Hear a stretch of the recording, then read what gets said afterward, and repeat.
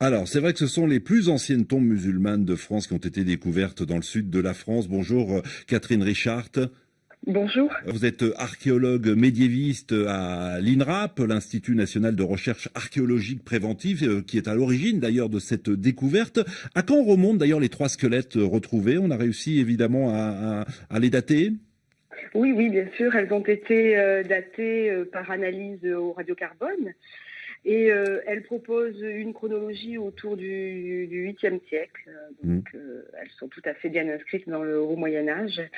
Et par ailleurs, ces datations ont été mises en rapport avec à la fois l'histoire événementielle et les textes qui semblent indiquer la présence de populations musulmanes à Nîmes vers 720. Oui, parce qu'il y a des textes, effectivement, la découverte de ces trois squelettes permet enfin véritablement d'avoir, on va dire, une trace matérielle, une véritable preuve du passage des musulmans au 7e, 8e siècle dans le sud de la France.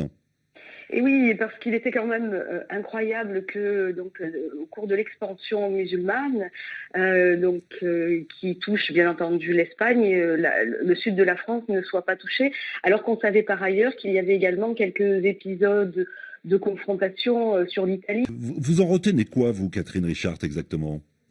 Eh bien, déjà, je veux dire du point de vue des analyses paléogénétiques, parce que c'est quand même très intéressant ce qu'ont fait nos collègues Yves Glaise et Jean-Yves Breuil sur cette fouille. Ils ont tout de suite opté pour la mise en place de réflexions pluridisciplinaires.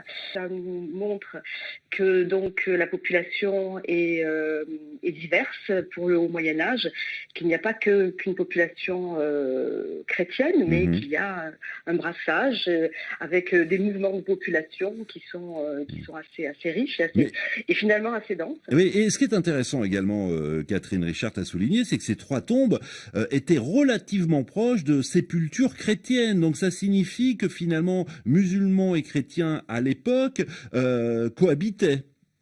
Oui, et c'est intéressant effectivement de le souligner, c'est-à-dire que ces tombes, les fouilleurs indiquent bien qu'elles sont dans une même zone funéraire. Alors, je pense qu'il est logique d'imaginer qu'il y avait un carré musulman, donc les tombes ne sont pas mêlées, hein. Je veux dire, ce sont des regroupements, et on peut effectivement imaginer que les zones funéraires sont peut-être partagées entre les différentes religions. C'est assez nouveau comme information, effectivement.